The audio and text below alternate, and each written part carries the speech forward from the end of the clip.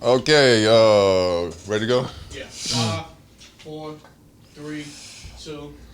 Guess who's back? Once again, this song or some other Jay-Z songs. Black for the first time. Yeah. Let's do that. Black for the first time. I've been black all my life, but let's go first time. That sound good, bro. Yeah. You know what I'm saying? Yeah. Niggas got to put black somewhere in a cool phrase and then just spin it. Yeah. But that being said, Wash Guards. Wash never washed up. I am Sean-Luc Picard. I'm Draft. This is episode 78. Shout out to Bruce Smith, number 78. Buffalo Bills legend, man. He's probably not the all-time sacks leader anymore, but he was at a certain time. I believe Reggie White. You could have said it. It's cool. Yeah. I didn't know if I was allowed to say Yeah, just don't ruin everything.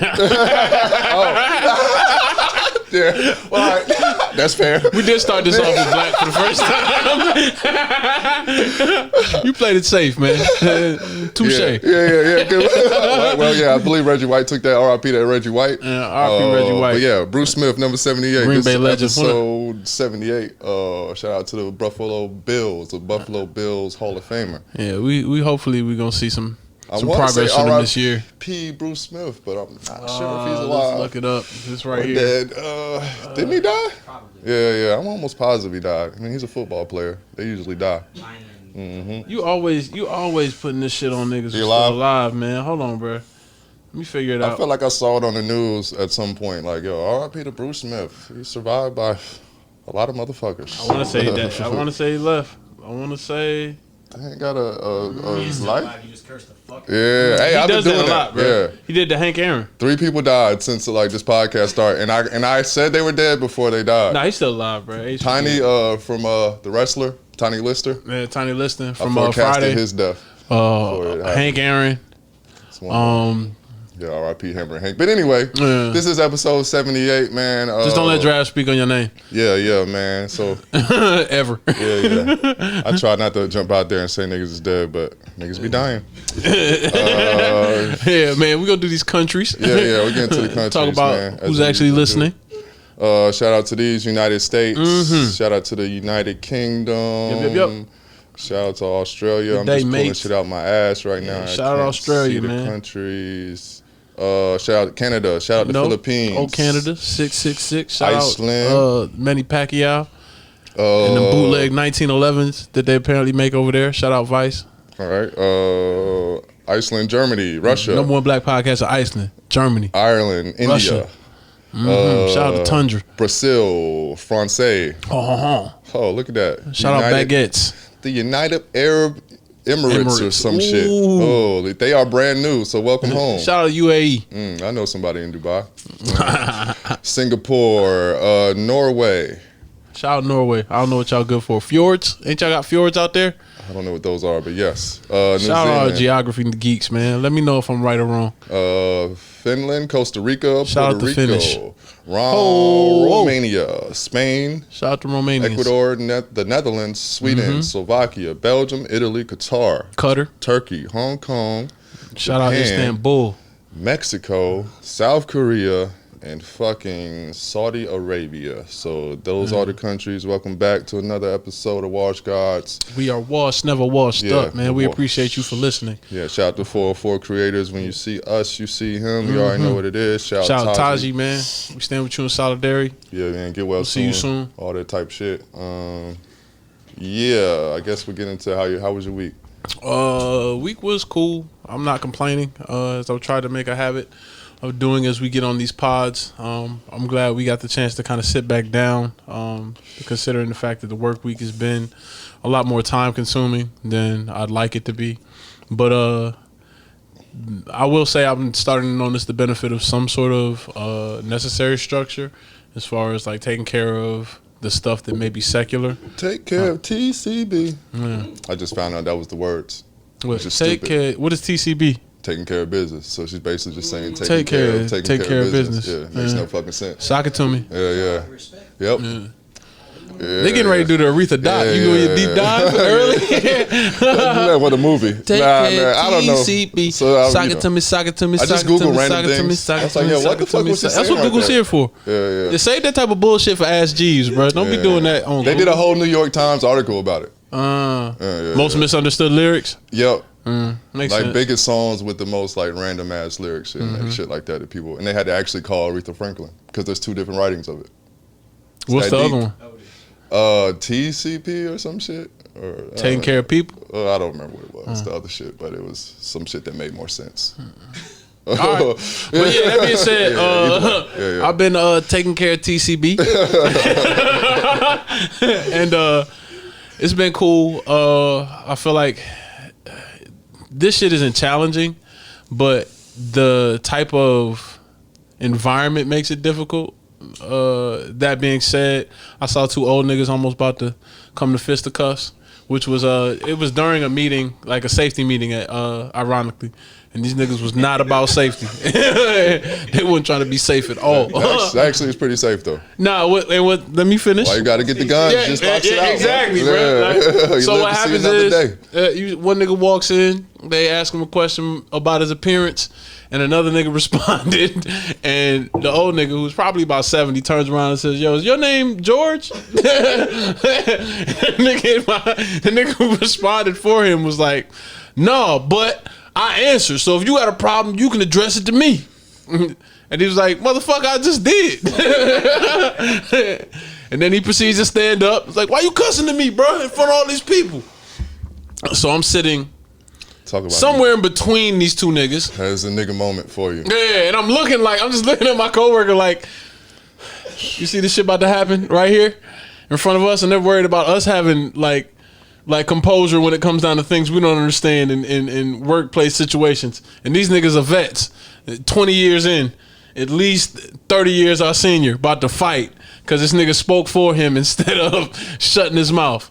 And to be honest with you, I was relieved because at the end of it, both these niggas sat the fuck down, didn't say shit else, as usual, and went back to work. And I was like, and part of me was saying like, nothing's gonna happen, but to a certain extent, I appreciate being in an environment where somebody can lose their cool, overreact, and everybody go back to normal like nothing happened. Because I think the threat of violence does create a certain measure of peace, like mutually assured destruction, at least in situations where it's one-on-one, like usually results in a stalemate, man. Like 2 negatives turn into a positive, and that's what kind of happened. Yeah.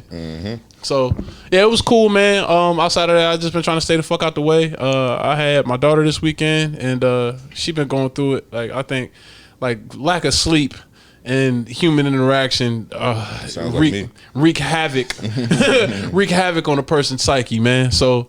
Like, yo, check on your strong friends or some shit, because she's been going through it. Normally, she's as mild mannered and peaceful as they come, but attitude has just been on a beam. So, dealing with that, trying to make sure that my work life balance is in a place where it acknowledges the fact that I got other responsibilities elsewhere, family, podcast, social interactions, things of that nature. But yeah.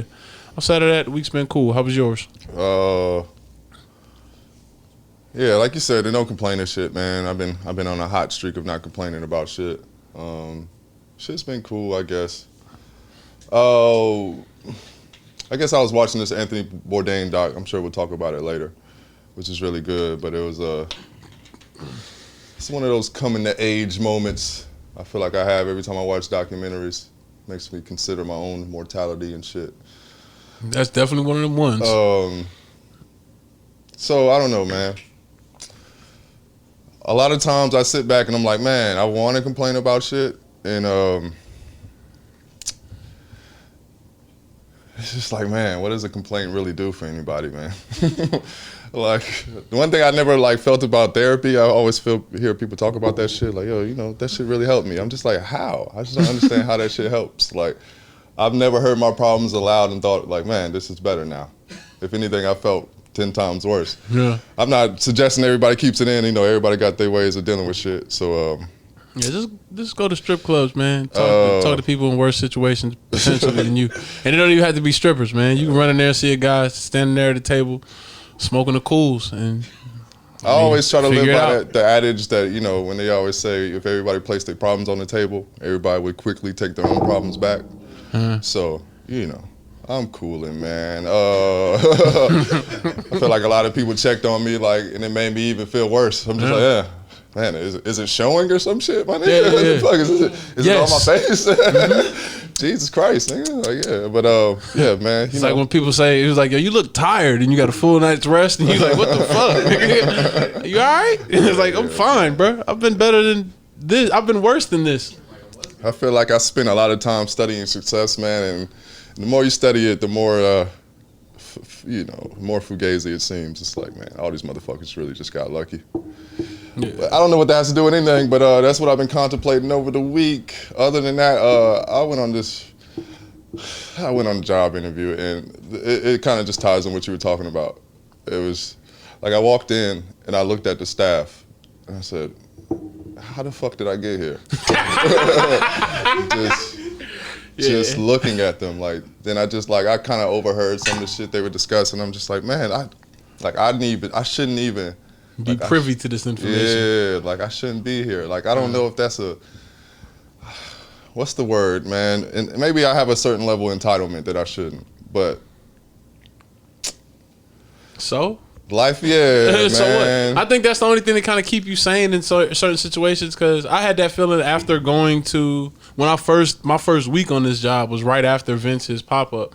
And I think about all the things that went into that weekend before the weekend itself, and like the fact that I did like a guest spot on a show that Friday night in the same area that I was going back for a pop-up shop that like was by the people that I always see in my circle and immediate like surroundings.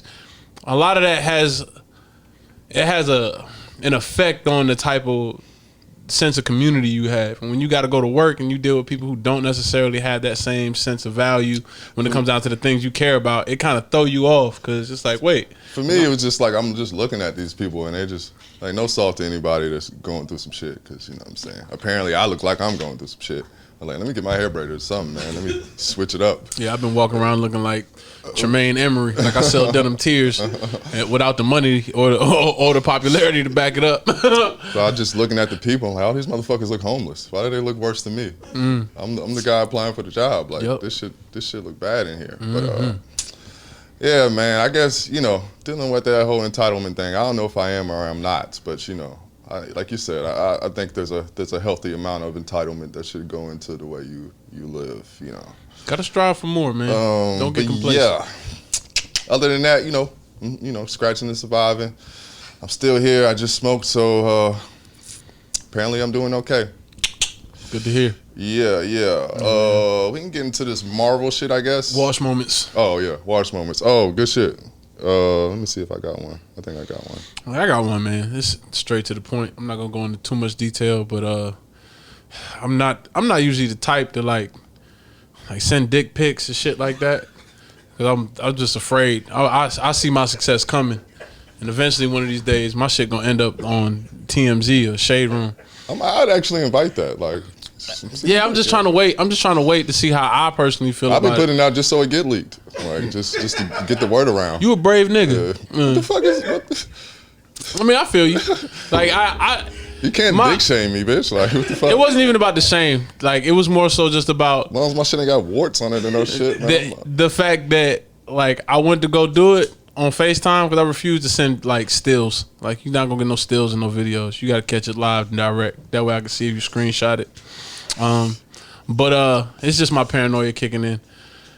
But I backed out like mid reveal because like I just been laying around all day. I hadn't taken care of myself. Like I was really self-conscious, and I looked at it. It was just like lint covering the top of it, and I was just like, "Yo, can we do this later, man? He's not really presentable." So it's like, yo, the young nigga in me that was just been like the young nigga in me that still seems to be alive and well in you. This is like, fuck it, nigga, put it on the table. That nigga's gone, bro. Like I can't even send smut no more. In the age of fupas, man, I'd be damned if a chick told me I don't look good. I look better than you. In the words of Cameron, I feel like I'm more attractive than, you know what I'm saying, most ladies. I don't really want to put myself in a position where I got to go back and forth about beauty standards with somebody who is trying. It's a dick pic, man. What the fuck is the beauty standards of it? My level, I need lighting. I ain't had no ring light. I got my shit loaded up, man. Oh, you got presets? Yeah, nah. If she asks for a dick pic, I just send her one of the classics. Like, what the fuck? My dick hasn't changed looks. Like, it looks the same as it did 5 years ago. Here. My nigga still wear the same clothes. You still got the same shoe size. I know the one that works. I just send the one that worked before. Like, that works, man. some of them shits got good field goal percentage. And these are the conversations that need to be had because I didn't know that this was something the niggas did outside of me. Like these type of situations, just so they feds, if you're looking me. at my phone, it's my dick in there. It's not no other guy's dick. We gonna get to that soon, bro. For y'all try to defame me and shit. That's mine. Depending on what age you saved these pictures, bro. Well, you at an age where, like, yeah, you've been legal since iPhones was out. Yeah, you took a picture when you was young, bro. Nah. I wasn't on it back then. No, I definitely wasn't on it. It wasn't even camera phones back then. Not the age of myself. Too I was just drawing pics. Like super bad. Yeah. Giving my dick hats. Put it in a vest. My dick got a poncho on, bitch. Your pussy out here just wearing hair. Yeah. But that was it, man. Yeah, I'm just past that age of dick pics now. Word. I'm not, ladies. You gotta see mine live and direct. Better book a show. I don't do that shit because then it means I'm gonna have to take you out and be around you. Like, if it's either me sending a dick pic or go on a real date, then dick pics it is, because I'm not gonna do all that shit. So it's just like Tinder for real life situations where everything's Tinder. As I said in an earlier podcast, we all swiping left to right, man. Sometimes you do it in real time, sometimes you do it over the phone, but sometimes chicks say certain things to me. I'm just like, oh, swipe left. Right. Like, they don't, you know what I'm saying? They don't know that I'm automatically turned off because they said one thing. That's why I try to really help women out, because it's like, trust me, you're not gonna turn me on by your personality. Like, you're better off, like, let me, have my own ideas about you. Damn, bro, what'd you see? It's just like, you're not. Follow this nigga life course and see where the variant went left, bro. Loki was really onto some shit, bro. It's not gonna impress me with your personality. This is the moment, bro.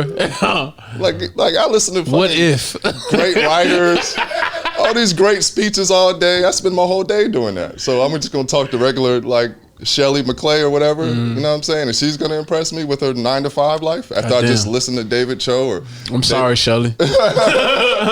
or this great American history story. That is true, man. You listen to podcasts all day and you get all this information from all these different places and all these different perspectives, and then you go talk to your girl and that shit is not my girl, because I'm single, first of all. I mean, I'm saying hypothetically, not my girl either, because I don't have one of those. Yeah. But like, I know it's times where you get ambushed by conversation, like the Patrice O'Neal. It's like, you just gonna tell me about your day?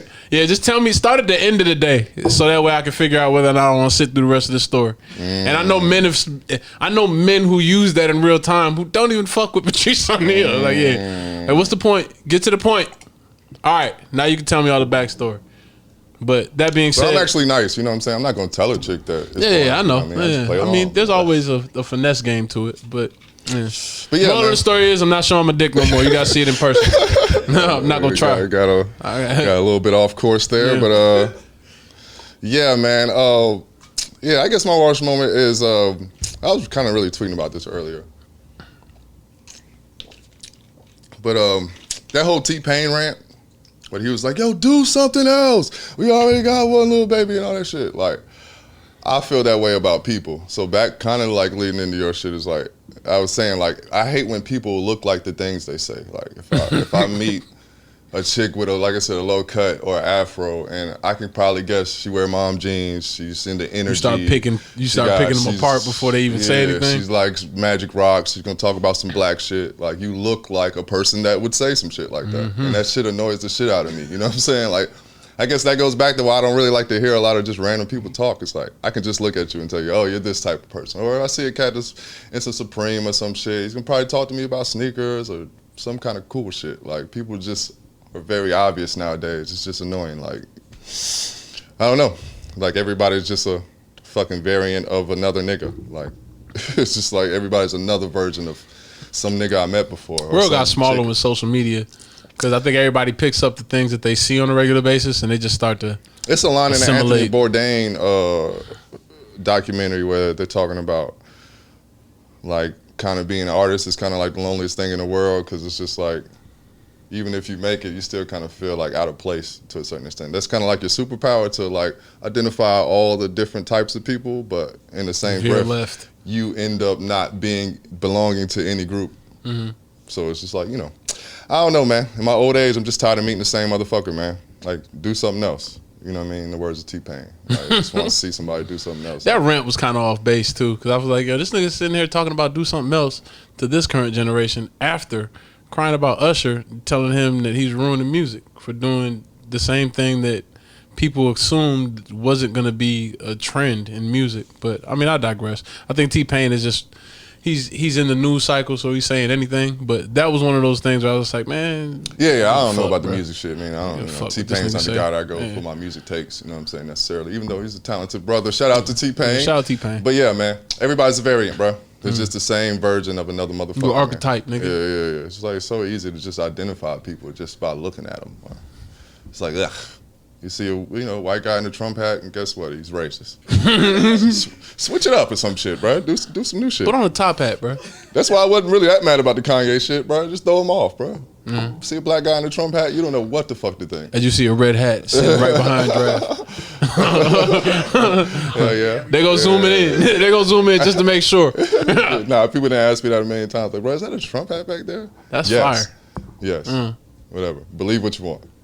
All right, Yeah. man. Anyway, yeah, shout out to Marvel, man. Maybe not shout out to them because they're underpaying their writers. That shit sound like a 360 deal. Yeah, they paying them like 5 racks to like interpret a lot of these characters. Todd just sent a story about the writer that created Rocket Raccoon. Apparently ended up getting cancer, and he didn't have any medical insurance, and his family had to start a GoFundMe. Dude ended up dying.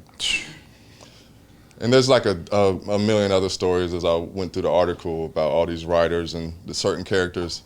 Well, Marvel, all these characters are pulled from comic books, so You get comic book writers that do the breakdown backstories for a lot of the scripts that Marvel tends to put out. DC as well. or they'll just take old stories from the 70s that, you know what I'm saying, that they already paid a writer for, and then they can just adapt it to a movie because they already own the intellectual property, and they just hustle that shit. I never really considered that with all these comic book movies, like, because if you really didn't do the knowledge on a lot of these stories, like I said, they're just old comic book stories that they're readapting. Like, even some of the scenes are like scene by scene, there's actually in the comic. And yeah, man, I mean, that shit goes back to, there's a documentary on, I believe it's on Hulu, it's called Batman and Bill, I believe. But it's about the guy that actually created Batman, and he got fucked out of it. He died penniless.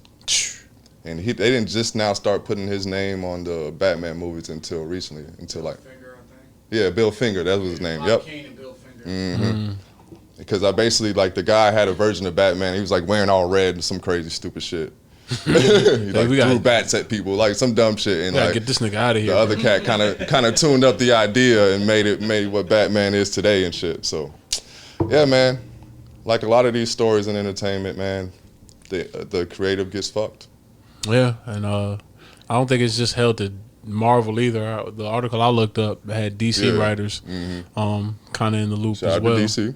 So I don't know. Everybody's out here making money off of these characters. When you think about all the random or all of these movies and all the random characters that had to be put in the movie in order to give it some sort of color, like who the fuck paid the nigga who came up with the Weasel's character, man? Like, Yeah.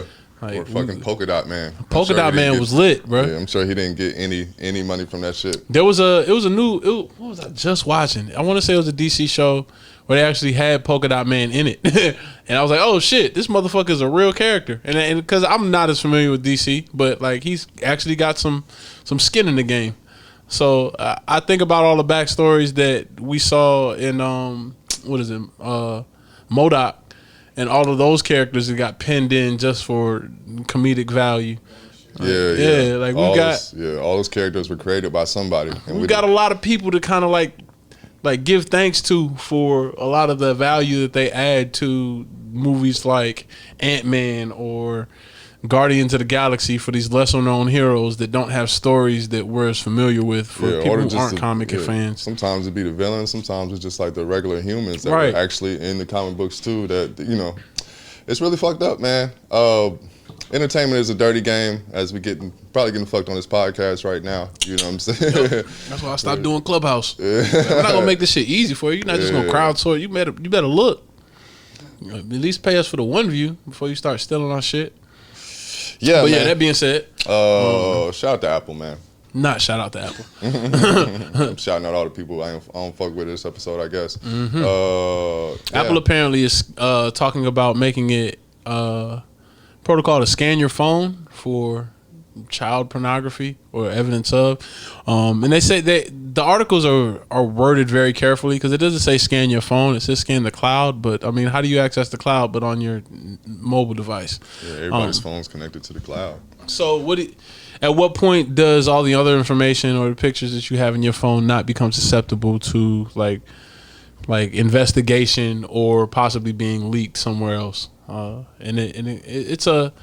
They say it's supposed to improve security or privacy preferences, and they're only doing it for people who are suspected of hoarding child pornography. But with every the fuck do you get suspected of that? By Apple, because they probably already been going through your phones. It's probably a problem where, because I remember we talked about it before, and I haven't done any further research on it in pure Sean fashion, but there was a TikTok of a lady showing her phone or someone else on their phone while she filmed in black light, and she was like, "Yo, you'll see a UV flash every 5 to 10 seconds on an iPhone, like if you just sit in the dark." And it takes a picture. It takes a picture of your face. For any phone, I think iPhone 12 and above. No, excuse me.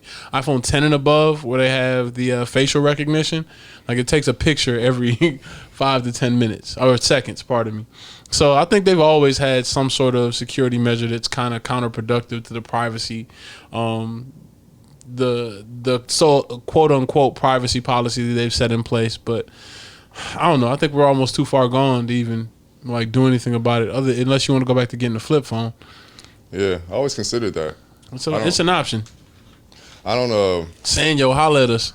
I always looked at that shit like, the whole argument is like, if this is what they're telling us, then they probably already been doing that shit. So, I mean, I guess at least they told us now, but I don't know, man. Ideally, I don't have anything creeping in my shit. I remember one time, but this is like a famous virus. It's on the internet and shit. But that does it to your iPhone. It just pops up and says, you've been suspected of child pornography. You must pay this, blah, blah, blah, blah, blah, or report. Yeah, some type of ransomware that just pops up on your phone. It was going around. I remember shit happened to me. I was just watching normal porn. Shit just popped up, nigga. I dropped my phone. I almost took off running. I didn't know what to do. Like I thought I was just fucked. And then I Googled it. I'm like, oh, okay.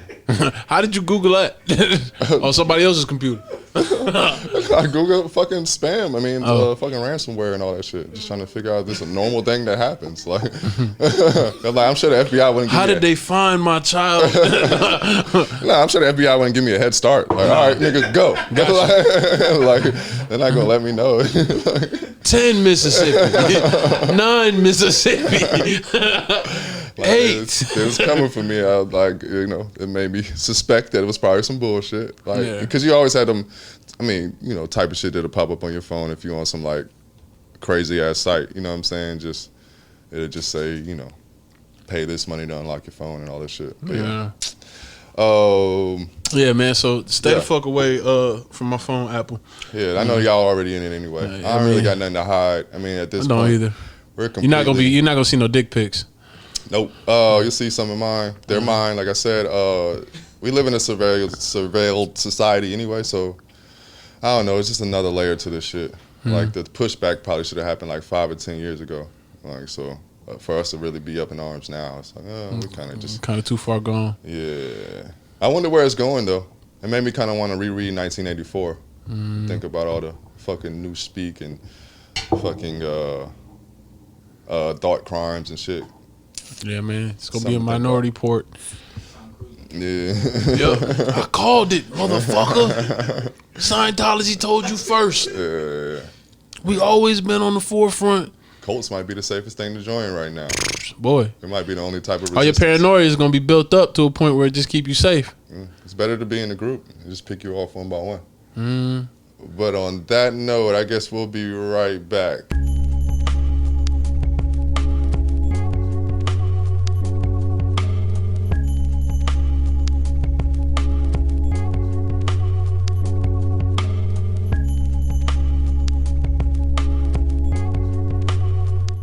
Oh, we're back once again, man, with the Wash Guys. Wash never washed up. Oh, yeah, I guess I'm not supposed to say that.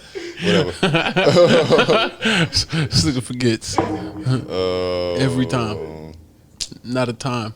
But yeah, man, Wash Guys never washed up. Wash never washed up. 78. Shout out to Bruce Smith once again. Oh, man. Atlanta's going a little crazy right now. Yeah, I feel like every other podcast we have a conversation about the uptick in violent crime in Atlanta, and I want to give a RIP to the young lady that got kidnapped and apparently shot.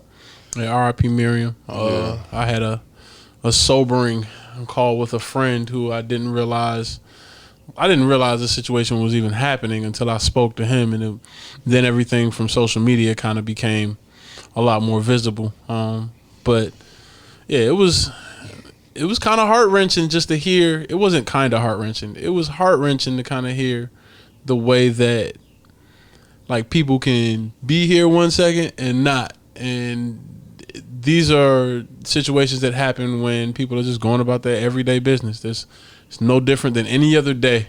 And then all of a sudden you wake up and you get a phone call or see a post and find out they're not here. And it's been...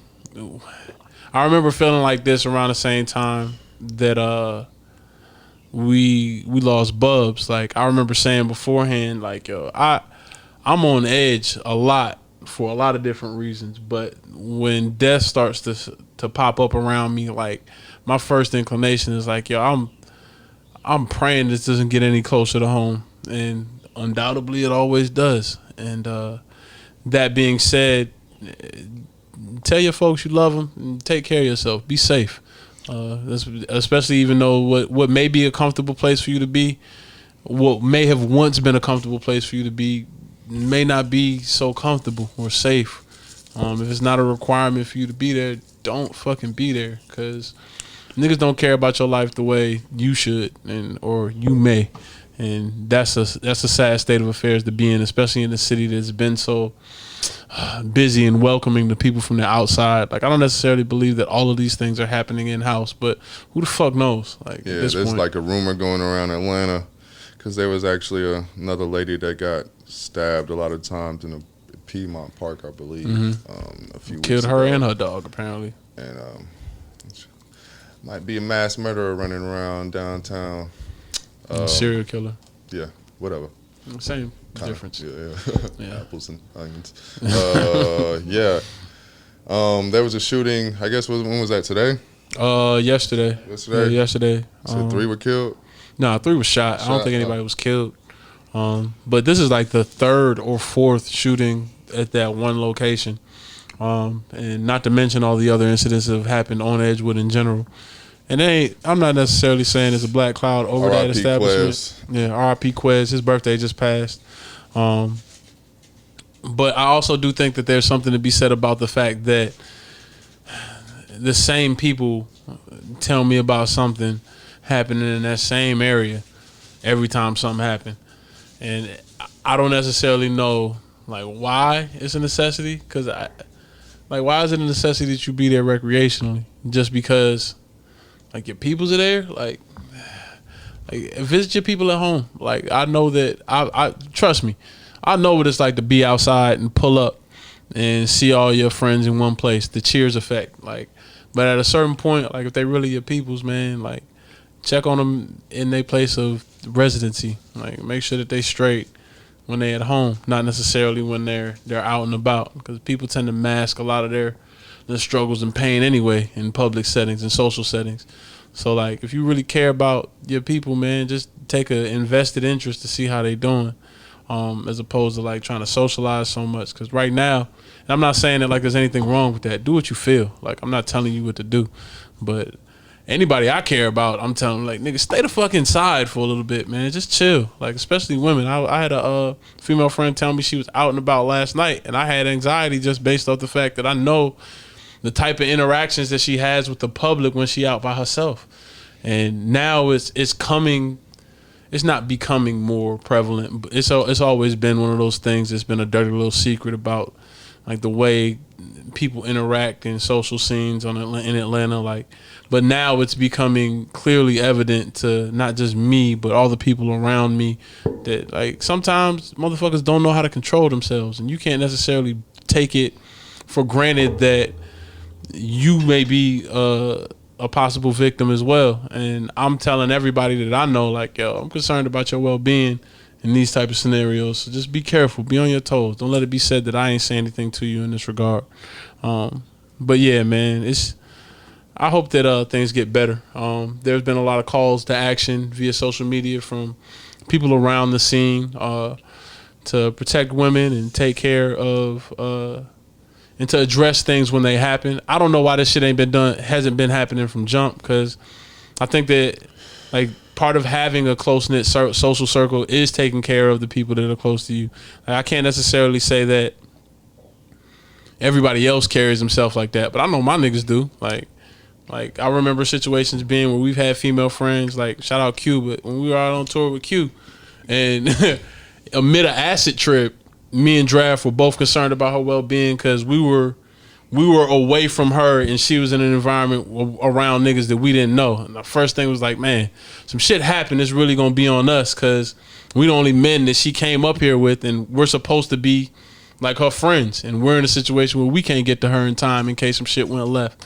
Nothing happened, but the idea of not necessarily taking the time to be concerned about anybody, male, female, in general, anybody in need, just kind of blows me, because it's like, yo, what are your social circles there for if you're not necessarily checking on your people to taking care of them and making sure that they safe? That's kind of why I hate all that social media front facing that niggas always do. Like, I mean, I'm not saying you shouldn't post protect all women, but at the same time, it's like, my nigga, if you was doing it, you doing it. You wouldn't have to say it. Like, there's some shit that goes without saying. If I'm out with a female, like, I'm gonna make sure walk her to a car, do the whole nine. You know what I'm saying? Like, that's, hit me when you get home. Like, all that type of shit is spoken for already. Saying, like, that's a normal thing. Maybe everybody don't do that, but I feel like that's a given. Even if I don't even see the text message, even if I'm fucked up too and we out, you know what I mean? I still want you to text me when you get home, just so I can wake up with that peace of mind, if anything, because I'd be damned if I was with you and I at least do the bare minimum to make sure you was good. Like, you know, I don't know, that might be some old school shit, but, and I also think like a lot of people don't have real friends, man. That's the thing about just being out there and just a random social circle of Atlanta. It's like, yeah, people fuck with you, but is they really making sure you good, like making sure you get home, especially, like you said, in the time that we're going through right now, like, we know shit is happening, like, shit been happening, but, you know what I'm saying, shit always been happening, but, you know, that's why I always, you know, I was taught like that. So, you know, you out with a woman, you know, walking to a car, you got to do the whole thing. You ain't going home with her, at least, you know what I'm saying, tell her to hit you when she gets home. And that's just part of being a decent human being, I think.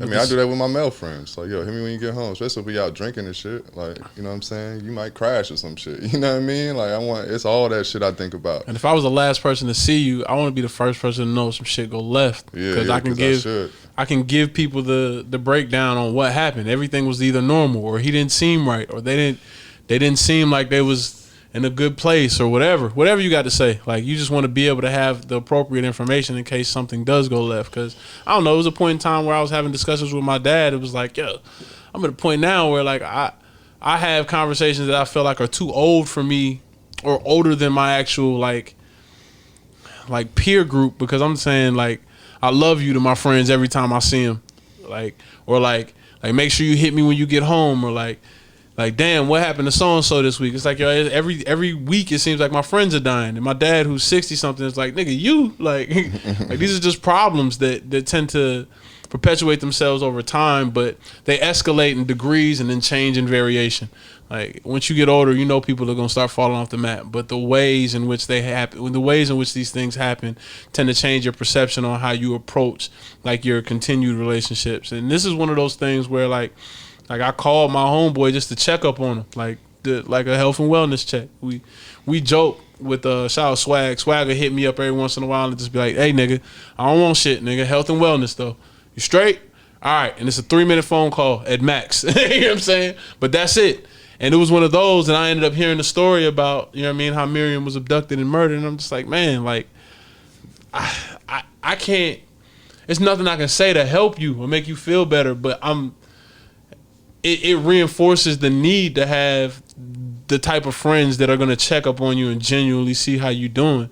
Cause shoot, I don't know what this may lead to. I don't know if this person got caught. Like this person's still on the run. Like what happened? And that, in addition to all the other things going on in the city and the things that have happened prior, like you mentioned, Quez. Like I know a lot of people are going through a lot of emotional turmoil just based on the fact that they're so close to this environment. Not even that, maybe not even knowing these type of people personally, but it's a sobering sign of the times. If anything, I think that like we do need to do more in order to protect each other. But I'm not exactly sure where to start other than home, because like all my people that I've spoken to recently have had the same type of outlook I have. Like, nigga, I'm just staying out the way, man. Fuck all that hanging out. No socializing is worth my life or the lives of anybody else. We'll figure out how we can do this together. Yeah. I mean, it's 1,000 places to kick it in Atlanta, man. I don't know why niggas feel the need to be at the hottest places, you know what I'm saying, at the city at the time, you know what I'm saying? We go anywhere. If we fuck with me, what the fuck, we can't just chill at the house. Yeah, do normal shit, man. I think it also comes from a perspective of like, yo, all of us kind of have other shit going on. Most of my niggas got kids, and it like there's no real way to be out and about without necessarily taking a L on that side of life. And most of my people, like, they don't want to take that L. Like I don't want to be in a situation where my child loses their father because I was hanging out. That shit would suck to die hanging out and knowing that I got somebody that's going to require my presence. And that's no salt, because anything can happen anywhere. But at the same time, it's not a risk I feel like is worth taking. I'd rather be a lame nigga or a square who don't come out, who ain't fucked up every weekend. Not because it's not fun or enjoyable, but because I just can't afford to take that type of loss, and the people around me can't afford to lose me. So, yeah, I don't know. Man. It's all in the places you kick it, man. Atlanta's good, man. You know what I'm saying? I just think niggas just be going to the wrong places. Like, not salt to her. Not, you know what I'm saying? I don't mean her. I just mean overall. Like, yeah, because I mean, she was doing what she had to do in order to make a living. Like, you work as a bartender, so you're gonna go to bars. You're gonna be out on the social scene, but it's not the same energy that everybody else may have when it comes down to coming out and enjoying themselves. Like, it's not an enjoyable thing for you. You might be at work and just doing your job, but that being said, for everybody else that's out there, like, even at your leisure, man, be careful. Like, be around people that care about you. Don't be in no situation where you hanging around new friends in places where shit has been known to go left. Yeah. And then try to figure out like how to put shit back together when it goes left. That's all I'm saying. At this point in the game, I just feel like, shit, we know what's happening right now, nigga. Like, we gotta just chill, nigga. Well, yeah. On a lighter note, let's take a break. Hold on, I gotta take a piss. All right, we'll be back.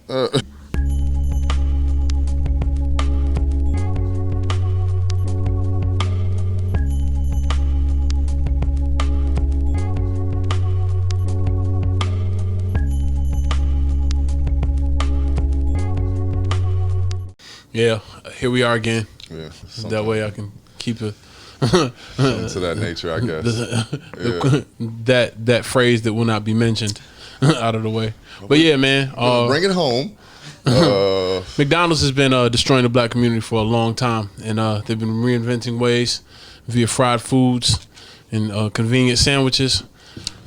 But this newest attack is probably the most aggressive. They've been offering some of our favorite entertainers a lot of some of y'all's peers. I don't necessarily associate with this type of person's music, but it's whatever, man. Shout out to them. Shout out to Sweetie. Shout out to Travis Scott. Shout out to Joe Fresh Goods is also in that Take Keith in that category. Take Keith had a meal. Yeah, BTS, the Korean pop group had one. That's the only ones I can think off the top of my head. You dug deep. I seen all the commercials. Okay. But yeah, Sweetie has got a new meal with McDonald's, and apparently she's making cashiers and drive-through employees everywhere swallow their pride and say some dumb shit in order to get these sales up. And it's it's kind of embarrassing. Like, Wait, what is she doing? Hey, best friend, would you like to? Hey, best friend, that's my best friend. Would you like to try our new sweetie meal today? They have to say that? Yeah. Oh, crazy. Hey, best friend, that's my best friend. Go, best friend. Best friend, would you like to try? I'll be having fun with it if I had to work at McDonald's. If they paid me the $15 an hour that they promising y'all better enjoy that shit. That's crazy. Yeah, I saw a clip. Get these bars off. Saw a clip of Sweetie working in one of the restaurants, like, you know, preparing her meal herself, working in the back of the house. So that was cool, I guess. Is it? I don't know, man. I'm not mad at it. I'm glad them niggas getting a check. I mean, they gonna destroy the. I mean, I don't know, man. Yeah. You know, that's your take, bro. You know, I'm talking shit, man. Bro. I don't. It's not one of those things where I'm not mad at anybody who getting their bread from a corporation like McDonald's. It's just one of those things where it's like, man, the type of person that is excited about getting a new McDonald's meal from their favorite entertainer is kind of like, well, I guess it was the same shit with me and my Dream Team cup, so let me shut the fuck up. I definitely was buying the shit out of Whoppers, I mean, like Big Macs, and I don't even eat them no more. That being said, it's not for us, man. Get your money, man. Yeah, it's for like a younger generation. Let them enjoy it. I mean, if they like that shit, I love it. I was definitely trying to get a glow in the dark Space Jam cup from McDonald's back in the day. Shit, I remember going to Burger King for the kids club or whatever the fuck that shit was kids. called. Yeah, it was called Kids Club, man. Shout out to you. It's a social media. It's an Instagram page that I follow called Only 90s Kids Know, and they post like all the toys that they used to have from back in the day. You remember the Transformer McDonald's meals, or it'd be like fries and they turn into like a dinosaur, or it'd be like a Whopper and it turned like into a turtle. See, yeah. Like, so I remember all that shit. I mean, maybe it's just history repeating itself. I just look at it like one of those things where it's like, now that I'm an adult, all of it disgusts me, especially with everybody getting food poisoning from all these various fast food restaurants. Like, it's like, man, you just gonna encourage people to eat more of this trash? Yeah, I don't think that's a problem with people though. I think like expecting an entertainer to have any type of soul is like kind of ridiculous, man. They entertainers, man. They funny people. That's why the people like, we'll get into it. Ended on that anyway. Shit, I just watched a Dick Gregory documentary, and we get into what I've been watching and listening to. That's why people like Dick Gregory are so important, because like you see them like kind of pivoting from entertainment, and then they go into some real shit because they see like most of the shit just fake.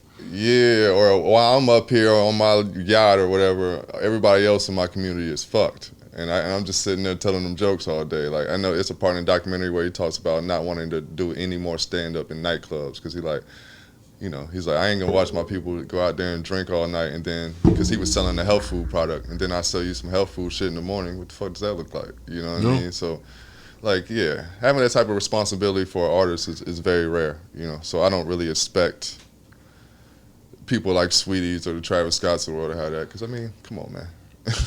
So I don't know. The thing with having this podcast and talking about certain things of this nature, like, it's frustrating because, like, my initial reaction, like my knee-jerk reaction is like, man, why the fuck would anybody buy this shit? But you're right. I can't necessarily be mad at the entertainer for trying to get a bag, especially from a corporation like McDonald's that's got them to give away. It's pretty much their job. Yeah, and one thing you see in like the Dick Gregory doc is like all his bags start drying up because he started being too outspoken. Yeah, he talked about that when issues. If you read I want to see the documentary, but I realized that reading the book.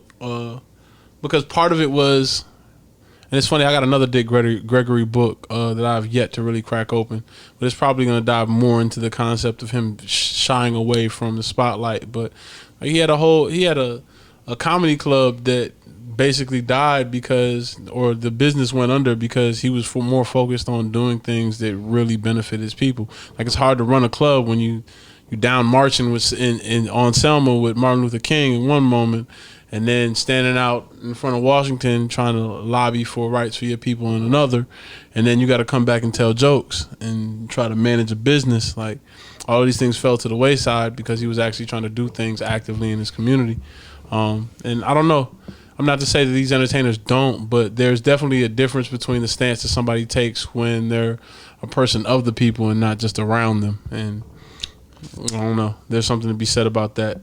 But yeah, I don't think any entertainer is really for us at this point, man. They're just entertainers. I don't really put too much stock in anything they say. I just try to enjoy the music, man. That's why when I see people get frustrated over the Kanye's and all those people of the world, it's like, man, who gives a fuck what they think, man? Right. If everybody else moved accordingly, we wouldn't really even need them niggas. Like, nigga, nobody worried about what Asian people say out loud. Really? Nigga, nobody gives a fuck. Nigga, it's not Dr. built up Ken. that way. Yeah. If Dr. Ken say some wild shit, nigga, who gives a fuck? Like, they straight either way.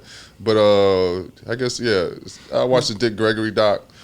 I watched this shit called Big Green Lies, yo. If you want to be, like, disappointed in life, I definitely recommend that. It's basically about how the whole big, like the green industry is completely bullshit. Like all of it. Like when it comes to electric cars, whether it be recycled goods, whether it's wind turbines, whether it's solar power, it's all complete bullshit. So, yeah, that's just a thing. So, yeah, man. Enjoy these days, man, because shit, who knows how long this earth is going to exist at this point. Like the way they putting it. And we had like the hottest fucking month on earth in the last 100 years recently. I was about to say, man, y'all going to look at snow days and say, take me back. Like y'all used to do Cabo. But I went back through all the DC animated movies. All those are dope. The Long Halloween Part 1 and 2 was really dope. That's about it. What else did I watch? Rewatched Suicide Squad again. Still was pretty solid. I watched this breakdown on YouTube about all the Easter eggs that I missed, so it kind of made me want to rewatch the movie. Podcasts. Oh, music. Makami. Went through the Makami shit again. Fucking Markel Jackson, whatever the fuck the name of this song is really dope.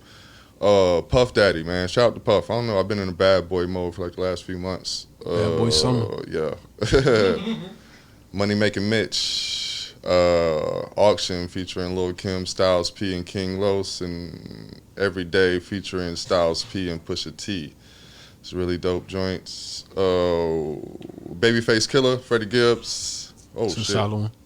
Shout out to Freddie Gibbs. Breaking Bad is my shit. 17 is really dope. And BFK. Skimmed through Bo Jackson. Boldy James and Alchemist Project. I haven't really gotten into it yet. But so far, fucking Illegal Search and Seizure is really dope. Judas and the Black Messiah. Yeah.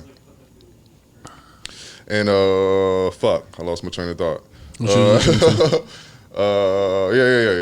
Revolutionary, Bump J. That's a really dope joint. Tyler, Call Me If You Get Lost. Nas, Hip Hop Is Dead. I went into my weekend bag because I've been on my sad boy shit. So Weekend Starboy, Beauty Behind the Madness, and the Trilogy album. And I guess we'll leave it like that. Podcasts. Let's see what the fuck. Man, I kind of been in my bag. The Daniel Boyelli. He does the History on Fire podcast. Boyelli. That's a really good episode. Oh, the Drink Champs with Asher Roth, Mickey Fax, and Blue. That was pretty dope. I enjoyed that. The Dollop. I got a million things for y'all, so you're welcome. The Brooke Hart kidnapping was hilarious. John Pemberton's Drug Tonics. It's the story of Coca-Cola. It's really dope. And I guess that's about it. I'll leave it like that. All right. What have I been listening to? Up first, let's say Isaiah Rashad, House is Burning. Dark Seed, probably my favorite song on that project. Can't even front. Like, what am I supposed to do outside but get rich? Like, work too hard to not floss, but floss too hard and get your wig split. I like simple songs. I've been breaking down a lot of the nuances that I find in a lot of records, and that was one of the ones that kind of stood out. Also been listening to Bo Jackson, Standout Tracks. EPMD Photographic Memories, Rock Marciano, Diamond Dallas. Diamond Dallas was one of those joints that kind of caught my attention. The Pixies, Hey, Vince Staples. Vince Staples, Still Again, Take Me Home, Taking Trips, Shining in Sundown Town. Listen to a lot of Future. I went back through Pluto and Baby Pluto. It was alright. It wasn't everything that I thought it was the first go round. High Off Life. High Off Life made Quiet as Kept maybe my favorite Future album. Trapped in the Sun, of course. Riding Strikers. High Tech. Let's see. Too Comfortable. Classic. And then Life is Good. We'll just go ahead and throw that in there because Future got off on that verse. What else? Mock Homie as well. Pray for Haiti. This is all shit that I usually play when I go to the basketball court, like early by myself, and I just want to shoot around and play music that I haven't necessarily got the chance to dive into. Speaking of which, I finally listened to King's Disease 2, and had multiple arguments with my uncle and my uncle's friend about why the music that Nas makes doesn't necessarily resonate with the younger generation. I like Nas and I appreciate the album, but I'm at a point now where I can only compare his music to another Nas album. I'm not necessarily comparing it with everybody else. And there are other things that I'm going to listen to again before I circle back to it. But I did fuck with King's Disease too. Standout Tracks. Let me look it up just so I don't misquote. Because I definitely appreciated the intro with The Pressure. Nobody. Store Run. I want to say No Phony Love, but niggas got to stop throwing Charlie Wilson on tracks just for the sake of throwing Charlie Wilson on tracks. Like, he's... Respect Charlie Wilson, man. He's not Laurie seasoning salt, man. You just can't put this nigga on fries. My only problem with Nas is... I got many problems with Nas. Here we go. But my main problem with Nas is, like, if you hear one Nas album, you pretty much heard them all. Like, they're never really that different. Like, he doesn't have different approaches. He approaches every album the exact same way. Get some conscious shit. You're going to talk about some topical shit and blah, blah, blah. I think the beats are better now, which helps a lot. And I think he's a good rapper, but, you know, he doesn't really change the style much. So. It's not musical. My complaint was, like, it was not musical. Like, all of these other albums, like, I'm listening to producers sit down with the artist, or not even producers sit down with the artist, but the artists take their time to make this shit catchy. I feel like Nas is just trying to bar me to death. And a lot of times when I sit down and I listen to music, I was like, yo, I'm not cutting this on around no hoes. And if I am, I know what type of chick I'm dealing with. like it's a box cutter in the side of her cheek type era chick. Like, and I'm not. Yeah, she definitely got a pair of Lugs boots in her closet, and she may not wear them, but like she had them at that point in time because she was steered wrong. Like, she's still wearing Construct Timbs in the summertime with a skirt. I don't know if I've ever met a woman that listens to Nas. Just me personally. Yeah, I know a few. I mean, our demographics a little different. Yeah. You know what I mean? Which is good, cause I wouldn't. That would be an instant turn off. Like, why? Yeah. Like, you listen to this nigga for? But yeah, There's just no reason to, like, if you heard Illmatic, then you've heard all the Nas you need to hear. All right, man. Anyway, yeah. Kodak Black, Senseless. What's this nigga's name, bro? Nardo Wick. I did a deep dive into some new nigga shit. I've been seeing that name around a lot. And Shush, I guess. Judas and the Black Messiah. Broad Day, because I've been in the Hit Boy bag. What It Feels Like. Oh, yeah. Shit's cool. On Your Mind. Lil Durk. I Declare War. Nardo Wick. Last Man Standing. Polo G. Oh, that's my shit. I mentioned Mock Homie already. Pray for Haiti. Mm-hmm. I also went through Bo Jackson. There wasn't a whole lot of music out that I was really diving into. A bunch of old shit. You already said Bo Jackson too. Yeah, I did. Podcast, Flagrant 2, No More Cuomo. I listened to the Penny Wingo, Plenty Wingo Dollop episode. Oh yeah, that shit was hilarious. Yeah, that shit was really, really funny. Dude walk backwards. Yep. Across the world, yeah. Tangentially Speaking. As fuck. Also the Daniele Bolelli podcast. I went back and listened to our podcast for The Hawks Is Out. That was a very, very entertaining podcast. It's gonna make me go back and listen to some more old shit that we did. I've been listening to Cancel Culture by Accountability. Shout out Booby and Fonz, Mike. Shout out to them. What else? I haven't really gotten into too many podcasts lately. I've been watching a lot of shit. I did watch the Anthony Bourdain documentary. If anybody knows me, I'm a big Anthony Bourdain fan. Was always kind of following his work via, what was that, the Travel Channel? Like No Reservations. And then he went on and did CNN's No Boundaries, I think it was called. It was just basically the same show, just on a different channel. And it gave me a lot of perspective on what it's like to be like a workaholic and not realize it. The moments where you take to kind of register how much you've put into something and how much it gives you back usually tell you like how well you're doing or whether or not you should continue to do something. And even that, as important as it is for the type of work you're doing and how you continue to approach it and innovate it, doesn't necessarily tell you a whole lot about like how you feel while doing it or your mental health state during that time period. Because at the end of it, you kind of saw a man who was grasping for straws when it came down to like roots and real things. It felt like and for somebody who's done so much good for everybody else and shed so much light on all these other issues that may have been in front of him, like he didn't really shed a whole light on the things that were actually bothering him as a person.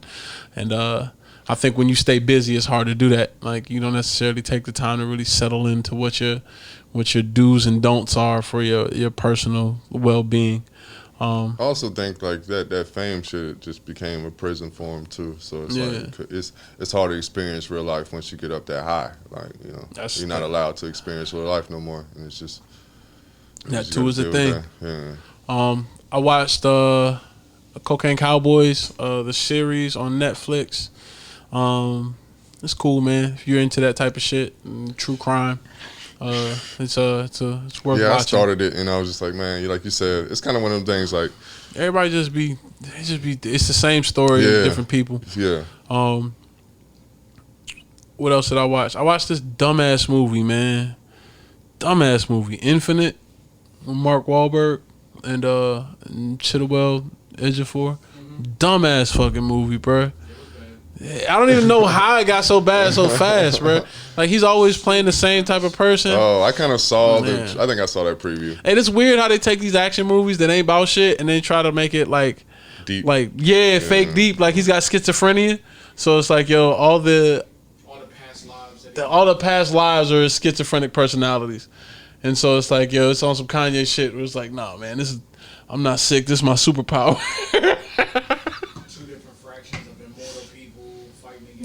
They try to make it so many like it's like Inception but stupid. So Inception, but nah, it's made Inception look like it was like Oscar worthy. But that being said, I didn't watch really a whole lot of TV this week outside of Cocaine Cowboys. I did watch Suicide Squad again with Will, just because I felt like it's a movie worth watching twice. And got the fuck out of here as far as entertainment was concerned. Indeed, man. On that note, man, we are Washed Never Washed Up. Washed Never Washed Up. Shout out to 404 Creators. Shout out to 404 Creators. We did it again. Yeah. Taji, we'll see you soon. Like, subscribe, share. Thank you for watching. This has been episode 78. Y'all stay black. Yeah.